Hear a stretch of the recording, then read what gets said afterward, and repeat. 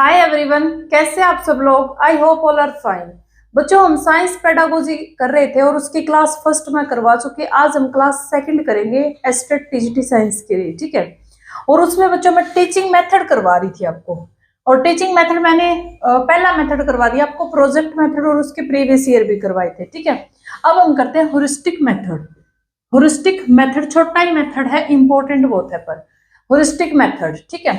सबसे पहले तो बच्चों इसमें ये नाम पूछा जाता कि ये किसने दिया था। गिवन बाय एडवर्ड एमस्ट्रॉन्ग, ठीक है, एडवर्ड एमस्ट्रॉन्ग, इन्होंने ये दिया था। ये क्या थे, केमिस्ट्री के टीचर थे। और जब ये केमिस्ट्री पढ़ा रहे थे, एक बार ये बाहर चले गए थे और वहां पर इन्होंने किसी मैथ के टीचर को होरिस्टिक मेथड से मैथ पढ़ाते हुए देखा था। उस टाइम ये काफी इंप्रेस हो गए थे और इन्होंने वापिस आकर होरिस्टिक मेथड से केमिस्ट्री पढ़ाना स्टार्ट कर दिया था। तो काफी फेमस हो गया था इनका ये मेथड। किसने दिया था होरिस्टिक मेथड को? एडवर्ड एमस्ट्रॉन्ग ने, ठीक है।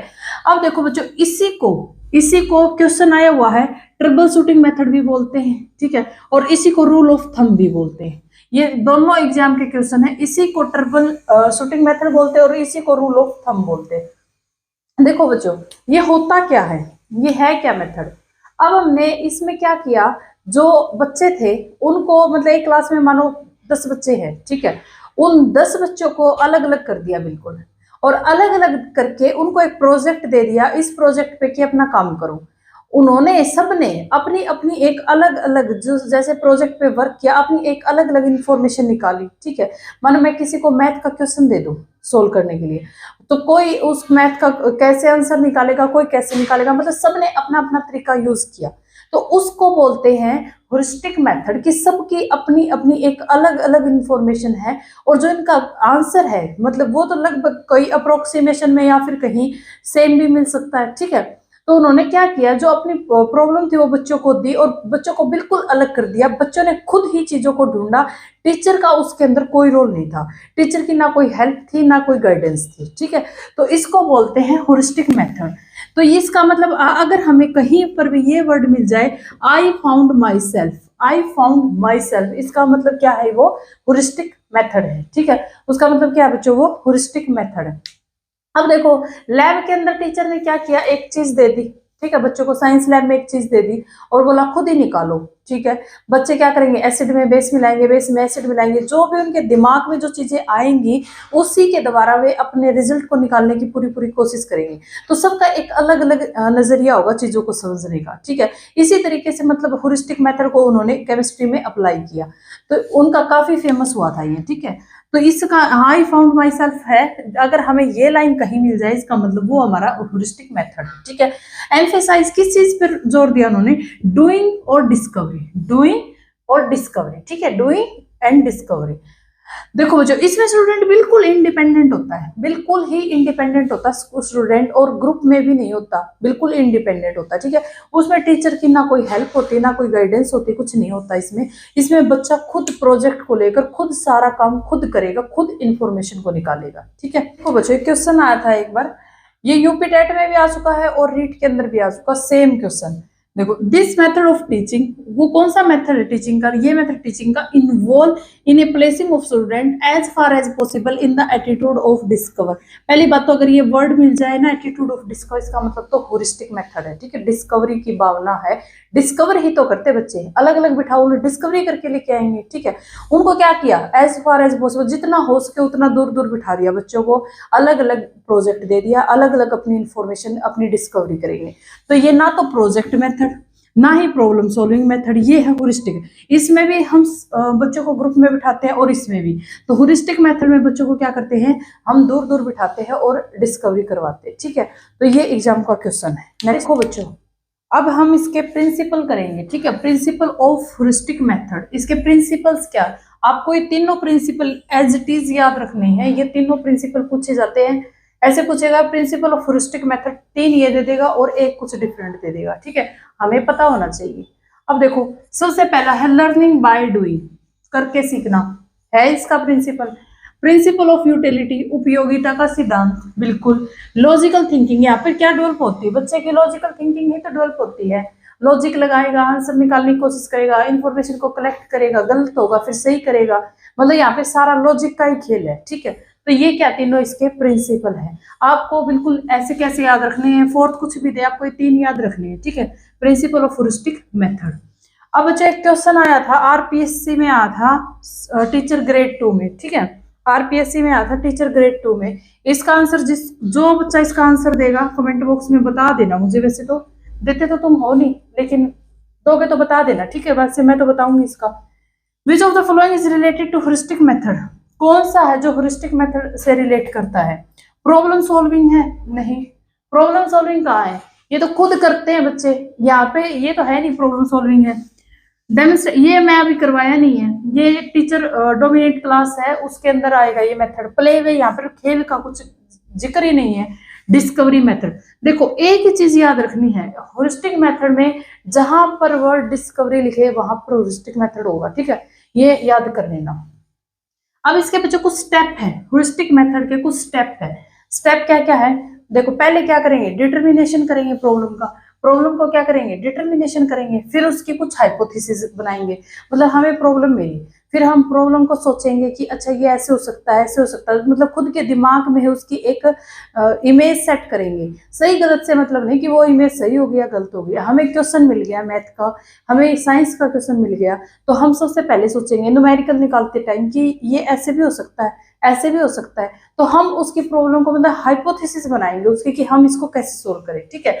तो फॉर्मुलेशन हाइपोथेसिस बनाएंगे, ठीक है। फिर क्या करेंगे, हाइपोथेसिस बनाने के बाद मतलब जो हमें बिल्कुल करेक्ट लगे कि हाँ ऐसे निकलेगा, तो हम उस डाटा को कलेक्ट कर लेंगे, वहां पे अपने लिख लेंगे, ठीक है। उसके बाद एनालिसिस करेंगे डाटा का और फिर हम अपने कंक्लूजन पर पहुंच जाएंगे, ठीक है। ये स्टेप होते हैं इसमें। अब देखो डिटर्मिनेशन प्रॉब्लम, फिर हाइपोथेसिस, डाटा को कलेक्ट करेंगे, एनालिसिस करेंगे और कंक्लूजन तक हम पहुंच जाएंगे, ठीक है। अब बच्चों एक क्वेश्चन आता है, ये भी रीट के अंदर ही आया हुआ क्वेश्चन है। ह्यूरिस्टिक मेथड है, बताना हमें ह्यूरिस्टिक मेथड कौन सा है। Take a lot of time to plan and execute, बहुत ज्यादा टाइम प्लान बनाने में, एग्जीक्यूट करने में, नहीं कोई मतलब ही नहीं है कितना टाइम लग रहा है, कितना टाइम नहीं। बच्चे को दे दिया वो कितना टाइम ले, टाइम कंज्यूमिंग मेथड है ये, कितना भी टाइम ले सकता बच्चा, ठीक है। तो ये तो बिल्कुल नहीं। Opportunity to discover, opportunity to discover, उसको डिस्कवरी करने की अपॉर्चुनिटी मिली है, मतलब अपॉर्चुनिटी दी है उसको कि तू डिस्कवर करके दे चीजों को, ठीक है। खुद सोच, लॉजिक लगा और डिस्कवर कर। अब देखो it follow passive learning, passive learning को कहाँ फॉलो कर रहे हैं। टीचर डोमिनेंट, बिल्कुल भी नहीं, टीचर का तो कोई रोल ही नहीं है इसके अंदर। तो देखो ऐसा क्वेश्चन आपके आएगा। और एक क्वेश्चन ये है, आपको ये नहीं पता कि इसमें होता क्या है, तो यहाँ तक तो पहुंच ही नहीं पाओगे, ठीक है। तो ऐसे क्वेश्चन इससे पूछे जाते हैं। अब हम करते हैं इसकी एडवांटेज एंड डिसएडवांटेज। हाँ देखो बच्चों, नेक्स्ट देखो क्या हमारे पास इसके ऑब्जेक्टिव क्या है, ठीक है। इसके ऑब्जेक्टिव क्या बच्चों, ये चार इसके क्या है ऑब्जेक्टिव है, ठीक है। इसके हमसे ऑब्जेक्टिव पूछेगा तो ये चार इसके क्या ऑब्जेक्टिव। सबसे पहला तो हमसे यही पूछेगा कि इसका ऑब्जेक्टिव क्या है, इसका उद्देश्य क्या है, ठीक है। इसका उद्देश्य क्या है, तो encourage students to become independent learner और क्रिटिकल थिंकिंग इन लाइफ। देखो ये क्या करता है बच्चों, जो बच्चे हैं उनकी क्रिटिकल थिंकिंग को डेवलप कर रहा है, ठीक है। क्रिटिकल थिंकिंग को बढ़ावा दे रहा है और क्या कर रहा है, जो स्टूडेंट है उसको क्या बना रहा है, इंडिपेंडेंट बना रहा है, ठीक है। मतलब जो दब्बू किस्म के बच्चे होते हैं उनको बिल्कुल खत्म कर रहा है कि ये किसी चीज से दबना नहीं है, क्रिटिकल थिंकिंग डेवलप करनी है, इंडिपेंडेंट रहना है, इंडिपेंडेंट सोच होनी चाहिए। तो इसको, इस चीज को ये बढ़ावा दे रहा है, ठीक है। अब देखो फोकस, इसका फोकस किस पे है, नॉलेज गेन करनी। बच्चे को कुछ देगा तो बच्चे को तो नॉलेज तो आएगी। अब हमें कुछ काम खुद करने के लिए दिया तो नॉलेज तो ऑटोमेटिक आती ही है, ठीक है। अब है applicability, suitable for various subject. देखो ये सिर्फ साइंस पेडागोजी में ही नहीं, हर सब्जेक्ट के अंदर इतना ही इंपॉर्टेंट होगा कि साइंस में भी अप्लाई कर सकते हैं, मैथ में भी अप्लाई कर सकते हैं, इसको कहीं भी अप्लाई कर सकते हैं, किसी भी सब्जेक्ट में, ठीक है। अब देखो इफेक्टिवनेस, इफेक्टिवनेस क्या है इसकी, प्रॉब्लम को सोल्व करेगा। बच्चे को प्रोजेक्ट मिला है, प्रोजेक्ट में उसको मतलब इंफॉर्मेशन दी है, प्रॉब्लम सोल्व की है उसने, क्रिएटिविटी को बढ़ावा दिया है, क्रिटिकल थिंकिंग को बढ़ावा दिया है, ठीक है। क्रिटिकल थिंकिंग को भी इसने क्या किया है, बढ़ावा दिया है। तो ये इसके क्या है बच्चों, इफेक्टिव है, मतलब इसने प्रॉब्लम सोल्व की है, क्रिएटिविटी को बढ़ावा दिया है और क्या किया है, इसने क्रिटिकल थिंकिंग को डेवलप किया है, ठीक है। अब हमसे पूछेगा इसकी मेरिट क्या है और डीमेरिट क्या है। यहां से क्वेश्चन आ जाता है कई बार मेरिट से और डीमेरिट से। ओवरऑल डेवलपमेंट होती है बच्चे की, ओवरऑल डेवलपमेंट होती है बच्चे की। बच्चा खुद मतलब देखो कोई चीज बच्चे के ऊपर ही छोड़ दे, ठीक है, कोई अगर हम हमारे ऊपर कोई रिस्पॉन्सिबिलिटी छोड़ दे, ठीक है, हमारे ऊपर कोई रिस्पॉन्सिबिलिटी छोड़ दे तो हम जो अपना दिमाग है वो ज्यादा चलाएंगे। रिस्पॉन्सिबिलिटी है हमारे ऊपर आई तो हमें हर तरीके से सोचना पड़ता है कि ऐसा करना है, ऐसा करना है, ऐसा करना है। इसलिए बोलते जो घर में सबसे रिस्पॉन्सिबल पर्सन होता है उसके ऊपर बहुत मतलब प्रेशर होता है चीजों का, ठीक है। तो इसमें क्या है, ओवरऑल डेवलपमेंट हुई बच्चे की। सेल्फ लर्निंग, बच्चे खुद पढ़कर मतलब सेल्फ लर्निंग की, बच्चों ने खुद पढ़ा है, खुद ही लर्निंग की है, ठीक है। साइंटिफिक थिंकिंग हुई है, मतलब क्या, बच्चों ने देखा कि इस क्वेश्चन का ऐसे भी आंसर निकल सकता है, ऐसे भी आंसर निकल सकता है, ऐसे भी, मतलब वो अपने 2-3 तरीके अपनाएगा, ठीक है, अप्रोक्सीमेशन तक पहुंच जाएगा या फिर करेक्ट आंसर तक पहुंच सकता है। तो इसमें क्या बच्चे साइंटिफिक थिंकिंग यूज की है उसने कि मुझे सबसे आसान कहाँ से मतलब कहाँ ऐसा अप्लाई करूं मैं जो सबसे आसान चीजों को मैं जल्दी गेन करूं। मतलब वो 3 तरीके हैं उसके पास, लॉन्ग मेथड, शॉर्ट मेथड, एक बिल्कुल शॉर्टकट है। तो बच्चा देखेगा कि मैं इसको ऐसे निकाल सकता हूँ, मैं इसको ऐसे निकाल सकता हूँ। तो ये क्या हमारी साइंटिफिक थिंकिंग को डेवलप कर रहा है।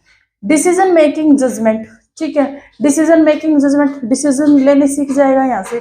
और इट डेवलप ऑब्जर्वेशन, देखो बच्चों ये बहुत बार पूछा जा चुका है, ये ऑब्जर्वेशन को डेवलप करती है, ऑब्जर्वेशन को डेवलप करती है, बहुत बार पूछा गया है, आपको ये याद करनी है। अब इसके डीमेरिट क्या है, डीमेरिट ये बच्चों, ये मतलब अब देखो आप एक क्लास में एक प्रोजेक्ट को दे दिया, हर बच्चे को अलग अलग बिठा दिया, ठीक है, कोई किसी टाइम निकाल के लेके आ रहा है सोल्यूशन, कोई किसी टाइम, या पता किसी को 10 दिन लग जाए, एक बच्चे को एक टॉपिक में 10 दिन भी लग सकते हैं, ठीक है, और किसी बच्चे को क्या पता 2 दिन में हो जाए। मतलब टाइम कंज्यूमिंग मेथड है ये, मतलब बहुत ज्यादा टाइम कंज्यूमिंग मेथड है। इसी वजह से जो अपना कैरिकुलम है वो भी कंप्लीट नहीं होता। अगर ये मेथड यूज करे तो जो करिकुलम है वो तो कंप्लीट होगा ही नहीं। एक एक टॉपिक पे अगर बच्चा 1-1 महीना वेस्ट कर देगा, चलो वो टॉपिक तो सीख जाएगा, ठीक है, ये सारी चीजें भी सीख जाएगा, लेकिन जो कैरिकुलम हमें बना के दिया गया है कि ये बच्चों को पढ़ाना है इसी क्लास में, तो वो कंप्लीट नहीं हो पाएगा, ठीक है। Can not use primary level, अब जो छोटे बच्चे हैं बिल्कुल प्राइमरी लेवल वाले, वो तो यूज ही नहीं कर पाएंगे इस मेथड का। तो ये इसकी 3 डिमेरिट है, ये इसकी है मेरिट, और ये है इसकी ऑब्जर्वेशन, ठीक है। अब एक छोटा सा ग्राफ के थ्रू हम इसको समझेंगे बच्चों। अब जो हमने ये पूरा मेथड किया है इसका ओवरऑल कंक्लूजन समझा देती हूँ आपको एक चार्ट से, ठीक है। देखो ये एक पर्सन था, ये एक पर्सन था, ठीक है, ये इसके बाल है, ये इसके हाथ है, ये एक पर्सन है। इसमें इसको एक कॉम्प्लेक्स सिचुएशन दी गई, इस पर्सन को एक सिचुएशन दी गई कि इसको सोल्व करना है, कॉम्प्लेक्स लगेगी इसको, ठीक है, एक सिचुएशन दी गई ताकि ये सोल्व कर सके। अब जब इसको ये सिचुएशन दी तो इस सिचुएशन के जो डाटा और रिसोर्सेज है, इसने डाटा और रिसोर्सेज को अप्लाई किया अपने मेंटल शॉर्टकट में। मतलब क्या इस बात का कि मतलब इसने दिमाग में बहुत सारी हाइपोथेसिस लगाई कि इसको ऐसे कर सकता हूँ, इसको ऐसे कर सकता हूँ, इससे डाटा है उसको अपने मेंटल शॉर्टकट में क्या किया, अप्लाई किया, ठीक है, मेंटल शॉर्टकट में अपने डाटा को और रिसोर्सेज को अप्लाई किया। अब बच्चा देखो पास्ट रिजल्ट एक्सपीरियंस, अब मुझे देखो अगर मुझे है ना कोई एटम पढ़ने के लिए बोले, ठीक है, मुझे बोले कि मुझे एटॉमिक स्ट्रक्चर करना है, ठीक है, तो मैं क्या करूंगी, जो मैंने 9th और 10th के अंदर जो एटम पढ़ा हुआ है, मुझे पता है इलेक्ट्रॉन होते हैं, प्रोटॉन होते हैं, न्यूक्लियस होता है, चार्ज होता है, सब कुछ पता है। तो मैं एक जो मतलब जो मेरा पास्ट एक्सपीरियंस है उसको आगे फ्यूचर में अप्लाई करूंगी, तो मुझे एटॉमिक स्ट्रक्चर पढ़ने में बहुत आसानी होगी। तो ऐसे ही जब इसको ये प्रॉब्लम दी गई तो इस प्रॉब्लम का इसके पास कुछ पास्ट में एक्सपीरियंस होगा, एक तो वो अप्लाई करेगा ये, और एक जो नया रिलेवेंट डिटेल है, नई जो वो जो थ्योरी इसने सोची है, वो दोनों अप्लाई करके ये quick satisfactory short term and practical solution निकालेगा और कंक्लूजन निकालेगा।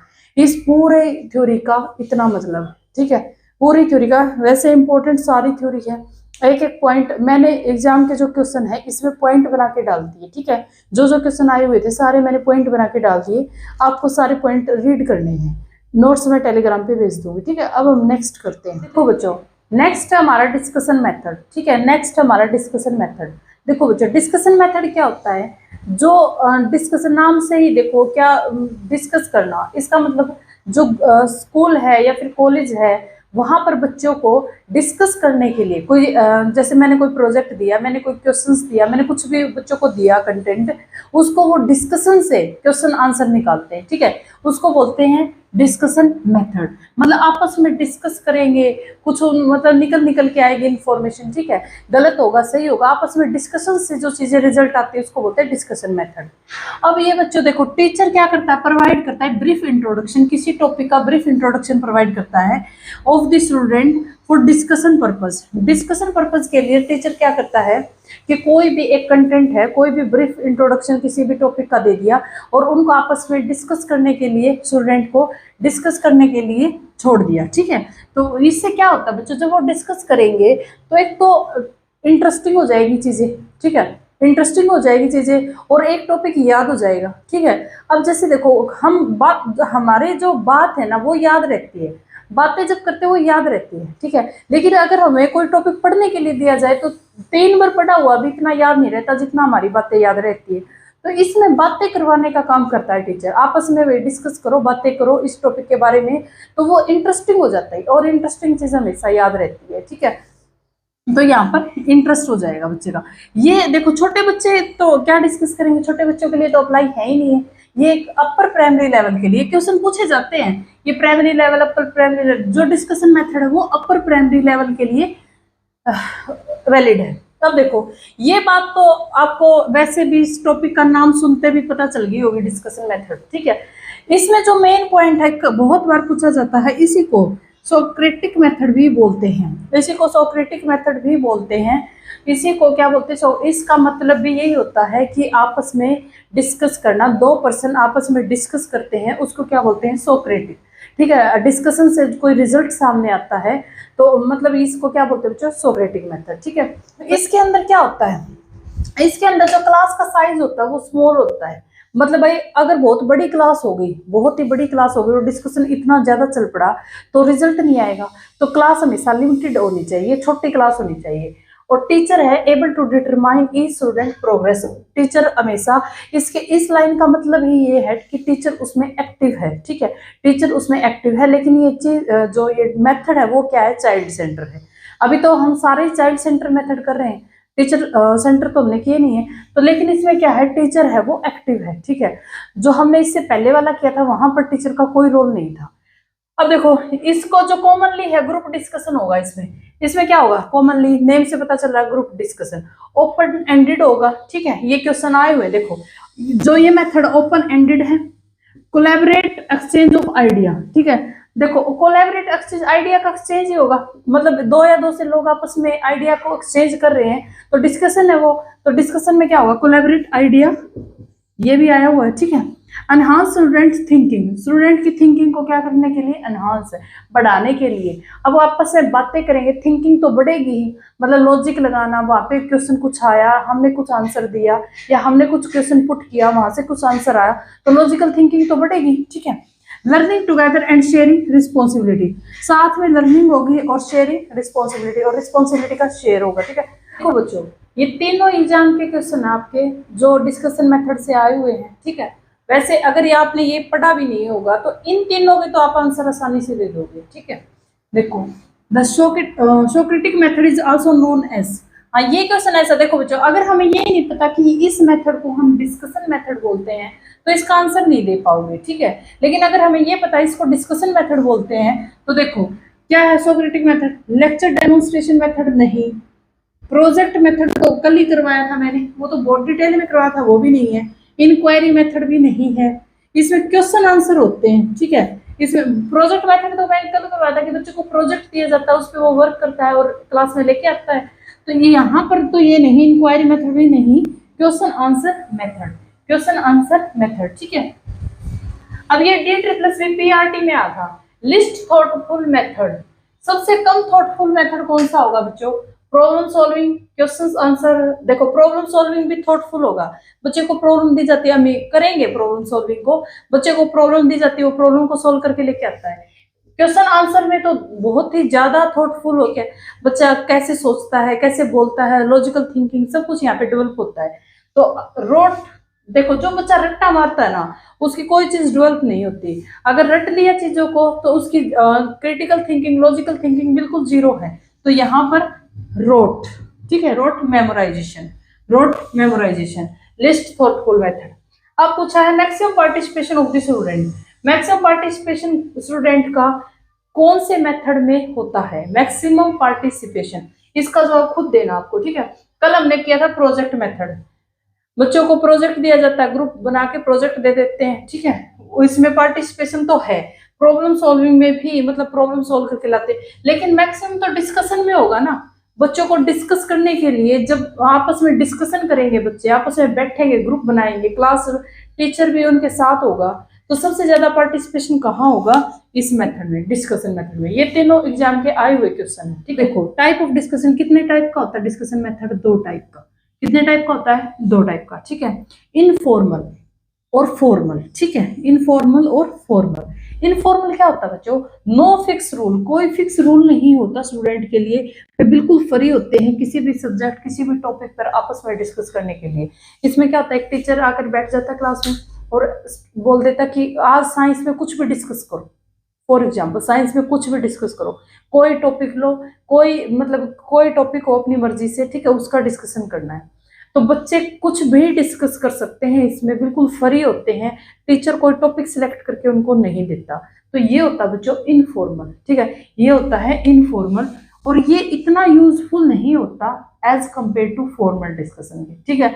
ये इतना यूजफुल नहीं होता क्योंकि बच्चे हैं, देखो सब बच्चों की एक अलग अलग सोच होती है। कोई केमिकल बॉन्डिंग पे डिस्कशन करना चाहता हो, कोई फिजिक्स में ग्रेविटेशन पे डिस्कशन करना चाहता हो, ठीक है, कोई बायोलॉजी में प्लांट टिश्यू पे डिस्कशन करना चाहता हो, एक जस्ट एग्जांपल।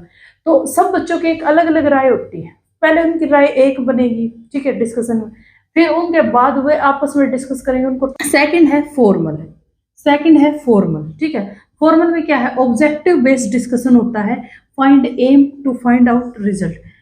देखो इसमें क्या होता है, टीचर आके है ना एक टॉपिक दे देता बच्चे को, ठीक है, एक सिंपल टॉपिक दे देगा बच्चे को, और जैसे मेटल नॉन मेटल दे दिया और उस पर कंप्लीट डिस्कशन करवाएगा। पूरी क्लास में मेटल नॉन मेटल पे डिस्कशन होगा, तो बच्चे समझेंगे मेटल ये होती है, नॉन मेटल ये होती है, इसकी प्रॉपर्टी ये होती है, इसकी प्रॉपर्टी है, मतलब overall complete metal non metal के बारे में आपस में डिस्कशन होगा, ठीक है। वो एक मतलब हेल्दी डिस्कशन जिसको हम बोलेंगे फॉर्मल होता है। एजुकेशन पे जो डिस्कशन होता है वो फॉर्मल डिस्कशन होता है, ठीक है। तो ये ज्यादा इंपॉर्टेंट है, जो वैल्यूएबल है, और ये थोड़ा सा कम है, ठीक है, क्योंकि ये मतलब इस पे जो डिस्कशन होगा उसका कुछ रिजल्ट निकलेगा, क्योंकि वहाँ टीचर भी है, टीचर एक्टिव पार्टिसिपेट कर रहा है, बच्चे आपस में डिस्कस कर रहे हैं, टीचर उसमें भागीदारी ले रहा है, ठीक है। तो ये ज्यादा इंपॉर्टेंट है। अब देखो इसकी कुछ मेरिट होती है और कुछ डीमेरिट होती है। कुछ मेरिट है, कुछ डीमेरिट है। मेरिट क्या है? Active involvement of the student, student का एक्टिव इन्वॉल्वमेंट होगा, आपस में डिस्कस करेंगे, इन्वॉल्वमेंट एक्टिव होगा, ठीक है। कोऑपरेटिव अमंग स्टूडेंट्स, कोऑपरेटिव मतलब कोऑपरेटिव नेचर होगा, एक दूसरे से क्वेश्चन आंसर करेंगे, कोऑपरेशन आएगा, ठीक है। क्रिटिकल स्किल डेवलप होगी, ठीक है। लीडरशिप की क्वालिटी वो भी डेवलप होगी, वो आपस में बातें करेंगे, डिस्कस करेंगे, अपने पॉइंट रखेंगे, एक लीडरशिप की क्वालिटी डिस्कस उसके अंदर डेवलप होगी, ठीक है। देखो बच्चों इसकी कुछ डीमेरिट है, ठीक है, इसकी डीमेरिट है। सबसे पहला तो ये टाइम कंज्यूमिंग है, सबसे पहला है तो बच्चों ये क्या है? Time consuming. अब देखो हमें कोई भी चीज करने के लिए, कुछ भी नया चीज करने के लिए टाइम तो देना पड़ता है, ठीक है। तो टाइम भी बच्चे बहुत ज्यादा ले लेते हैं, क्योंकि क्लास में बच्चे भी होते हैं, मतलब 10-12 बच्चे अगर क्लास के अंदर बैठे हैं तो एक एक आपस में डिस्कस करेगा तो बहुत टाइम लगता है, मतलब एक टॉपिक के ऊपर पूरा दिन चला जाता है, ठीक है। तो कैरिकुलम भी अपना कंप्लीट नहीं हो पाता। तो यहाँ पर टाइम कंज्यूमिंग मेथड है ये, ठीक है। दूसरा, need a lot of tolerance to make other understand. अब देखो बच्चों, अगर मैं कोई चीज समझाना चाहती हूँ पूरी क्लास को, तो हो सकता है मतलब कुछ बच्चों को समझ में आए, कुछ को नहीं आए, ठीक है। मतलब मैं एक साथ पूरी क्लास को तो नहीं समझा सकती, मतलब मेरे जो पॉइंट ऑफ व्यू है पूरी क्लास एकदम से अंडरस्टैंड नहीं कर पाती, ठीक है। तो टॉलरेंस होनी बहुत जरूरी है। यहाँ पर बच्चों मैंने आज आपके 2 मेथड कंप्लीट करवा दिए। ये क्लास में छोटी छोटी रख रही हूँ, 20-20, 25-25 मिनट की, जो 10 से 15 क्लास लगेंगी अपनी, हाँ, जो साइंस पेडागोजी की। तो इसलिए रख रही हूँ क्योंकि बच्चों आपकी जो स्टार्टिंग है यहाँ पे साइंस पेडागोजी की, अच्छे से समझोगे, नोट्स को अच्छे से रीड करोगे, तो मुझे नहीं लगता यहाँ से क्वेश्चन आपका मतलब रहेगा, ठीक है। प्रीवियस ईयर मैं देख रही हूँ बार बार, तो प्रीवियस ईयर को ध्यान में रखते हुए कंटेंट को मैं डिलीवर कर रही हूँ, ठीक है। तो ये क्लास इसलिए ही छोटी छोटी है ताकि मतलब आप अच्छे से समझ पाओ, ठीक है। तो अभी हमारे टीचिंग मेथड और भी रहते हैं, अब हम करेंगे नेक्स्ट वीडियो में नेक्स्ट टीचिंग मेथड, ठीक है। Thank you so much.